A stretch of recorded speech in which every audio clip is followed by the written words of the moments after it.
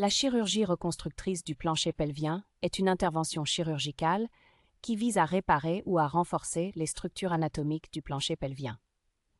Le plancher pelvien est un groupe de muscles, de ligaments et de tissus qui soutiennent les organes pelviens, notamment l'utérus, la vessie et le rectum.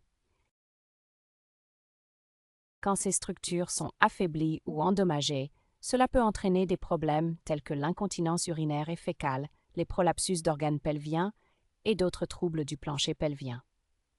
La chirurgie reconstructrice du plancher pelvien vise à corriger ces problèmes et à améliorer la qualité de vie du patient. Les techniques chirurgicales utilisées dépendent de la nature et de la sévérité du problème. Certaines interventions peuvent être réalisées par voie vaginale, tandis que d'autres peuvent nécessiter une incision abdominale.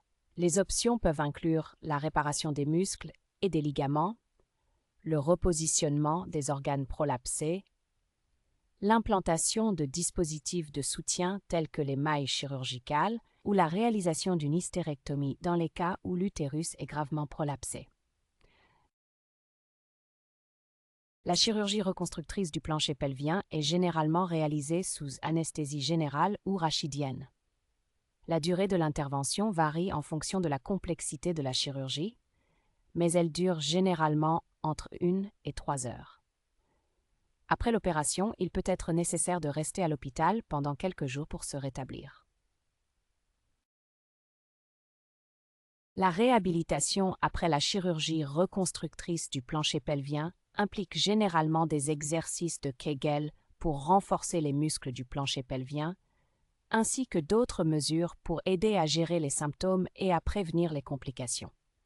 Cela peut inclure des modifications du régime alimentaire pour éviter la constipation, l'évitement de l'effort physique intense et la prise de médicaments pour contrôler la douleur et l'inflammation. Comme pour toute intervention chirurgicale, la chirurgie reconstructrice du plancher pelvien comporte des risques, notamment l'infection, les saignements, les complications anesthésiques, les dommages aux organes voisins et la récidive des symptômes. Toutefois, la plupart des patients éprouvent une amélioration significative de leurs symptômes et de leur qualité de vie après l'opération.